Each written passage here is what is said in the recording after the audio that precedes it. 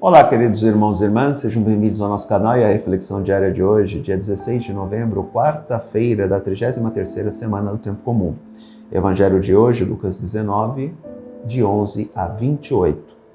Naquele tempo, Jesus acrescentou uma parábola, porque estava perto de Jerusalém e eles pensavam que o reino de Deus ia chegar logo. Então Jesus disse: um homem nobre partiu para um país distante, a fim de ser coroado rei e depois voltar.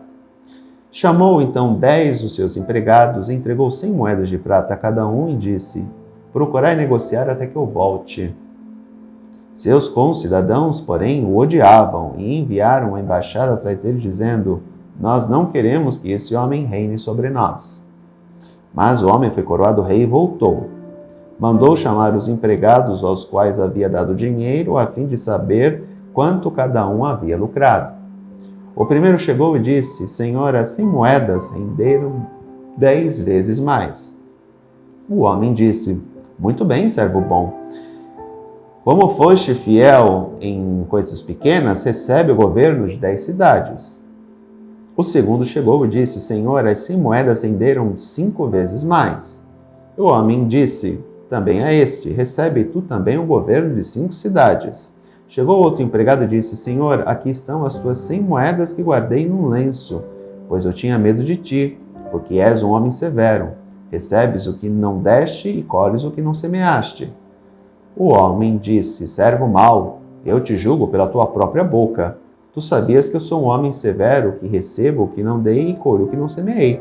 Então, por que tu não depositaste meu dinheiro no banco?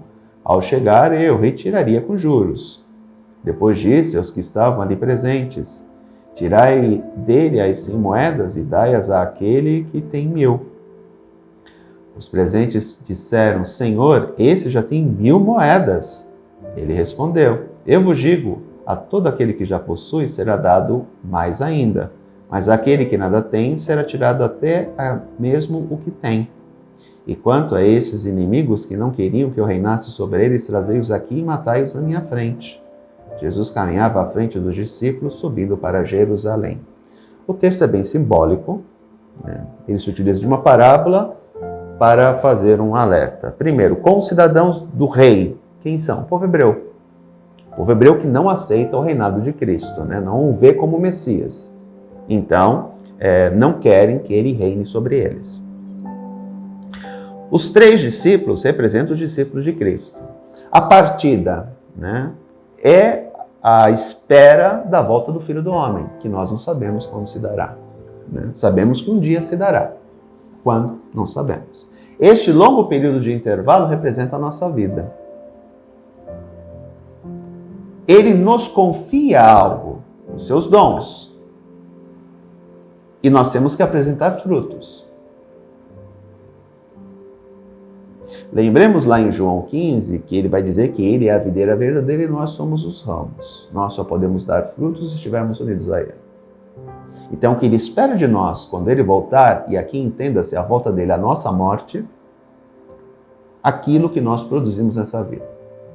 Eu já falei para vocês em outras oportunidades também que a única coisa que levamos dessa vida é o amor com que amamos as pessoas e o bem que fizemos a elas. É isso que nós levamos. O resto fica tudo aqui. Dinheiro, fama, poder, tudo fica aqui. A única coisa que carregamos conosco é isso. É a caridade. Aqui lembramos que Pedro, na sua epístola, vai dizer que a caridade apaga uma multidão de pecados. A pessoa caridosa, por mais que ela seja pecadora, ela tem os seus pecados perdoados mediante as suas ações de caridade. Então, a caridade é a única coisa que nós apresentaremos. A caridade são as moedas de prata.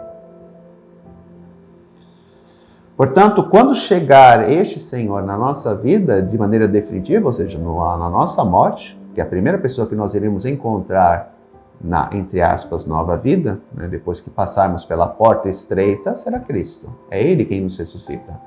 Então, o que nós iremos apresentar para Ele é devolver a Ele aquilo que Ele nos deu. Os dons. E esses dons geraram frutos?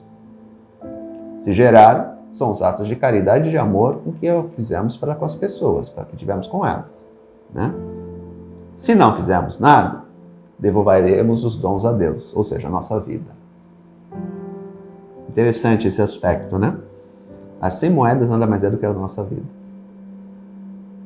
E aí, se não fizermos nada, iremos se pecar com as consequências disso.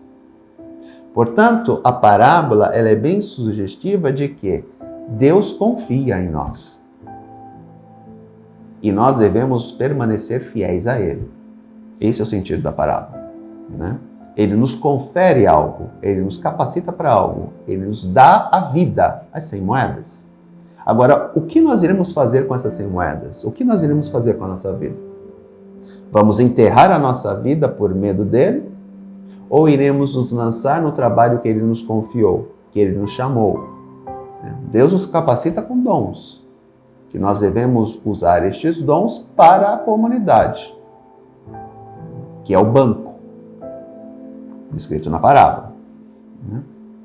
Se eu não quero, eu devolvo à comunidade, e a comunidade irá direcionar a outro. Ou seja, são chamados dentro das nossas comunidades.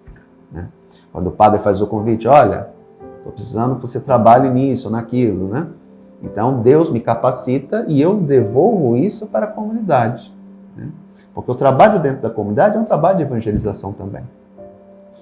Através do momento que eu tenho um trabalho numa pastoral, Deus me capacita para aquilo e eu exerço aquele trabalho em benefício da comunidade, tendo o intuito de evangelizar, de proclamar o evangelho. Por exemplo, esse trabalho que nós fazemos é um trabalho de evangelização. Eu chego a lugares onde eu fisicamente não teria condições de estar. Portanto, é um dom que Deus me dá. Tem uma pessoa por detrás que está gravando o vídeo que exerce uma pastoral. Faz como? Portanto, depois esse vídeo será colocado por outra pessoa, enviado por outra. Ou seja, é um trabalho em conjunto. É uma pastoral que atua. E nós fazemos isso com o intuito de evangelizar. É o dom que Deus nos concede. Portanto, quando chegarmos lá, eu e o pessoal da Pascom, Deus não tem que cobrar isso, porque Ele nos capacitou e nos deu e nós fizemos a nossa parte. Entendem? Então é esse o aspecto. Devemos entender que a nossa vida é dom de Deus. Deus nos concedeu a nossa vida. Então devemos utilizar a nossa vida da melhor forma possível. E não usar a nossa vida no sentido de egoísta, né? Somente para nós mesmos. Não. Nós devemos viver para nós, mas também devemos ajudar os outros, né? Volto a levar. Os bens deste mundo aqui ficam. A única coisa que levamos é o amor com que amamos as pessoas e o bem que fizemos a elas. Façamos isso. Um grande abraço, queridos irmãos e irmãs. Até amanhã. Tchau.